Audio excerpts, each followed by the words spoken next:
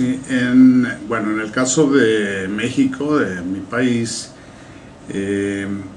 efectivamente, si uno alude a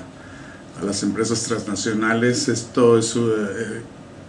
perfectamente claro, es muy contundente la diferenciación que hacen entre sus países de origen y los países como el nuestro, donde efectivamente en materia de empleo, en materia salarial, se notan claras diferencias, dependiendo, claro, de la empresa de que se trate. En materia salarial, pues normalmente, en el caso, por ejemplo, de la empresa Amcor, pues detectamos unos salarios que apenas superan el salario mínimo de nuestro país, cosa que no significa nada, porque en México para tener acceso a la canasta básica se requieren 4 salarios mínimos. Entonces es necesario pues pensar en este dato de un salario que apenas supera un salario mínimo, pues significa un salario casi de sobrevivencia. En materia también de sindical, pues en nuestro país, no es solamente para el caso de esta empresa, sino para muchas empresas de corte transnacional, pero también nacionales, el sindicalismo en México pues es un sindicalismo muy corporativo o inexistente, o como llamamos en México, sindicalismo de protección, lo que significa que los propios afiliados ni siquiera conocen de la existencia de su sindicato, no conocen a sus dirigentes, y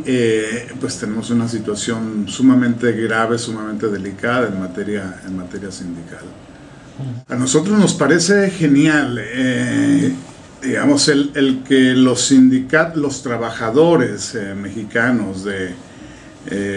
las distintas empresas transnacionales se conozcan, se coordinen a nivel de su propio país, para empezar, y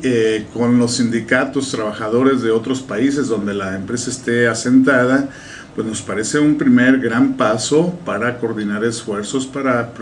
tener metas, objetivos comunes, e incluso para poder, digamos, coordinar esfuerzos en rumbos similares, como pudiera ser el establecimiento de un acuerdo marco o un contrato colectivo a nivel internacional que constituye un instrumento básico como para poder ciertamente acortar las distancias o incluso superar las distancias de las diferencias entre condiciones laborales de un país y otro. Nos parece muy importante, estratégico, incluso las redes vistas como una primera posibilidad de coordinación, pero que tenga como propósito de más largo plazo el establecimiento de sindicatos de orden internacional, de orden global. A nosotros nos parece genial,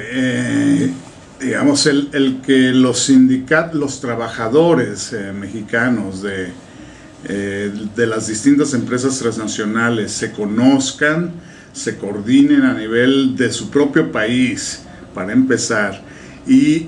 con los sindicatos trabajadores de otros países donde la empresa esté asentada, pues nos parece un primer gran paso para coordinar esfuerzos, para tener metas, objetivos comunes, e incluso para poder, digamos, coordinar esfuerzos en rumbos similares, como pudiera ser el establecimiento de un acuerdo marco o un contrato colectivo a nivel internacional que constituye un instrumento básico como para poder ciertamente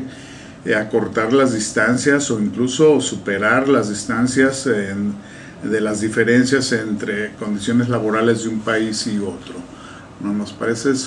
muy importante, estratégico, incluso las redes vistas como una primera posibilidad de coordinación, pero que tenga como propósito de más largo plazo el establecimiento de sindicatos de orden internacional, de orden global.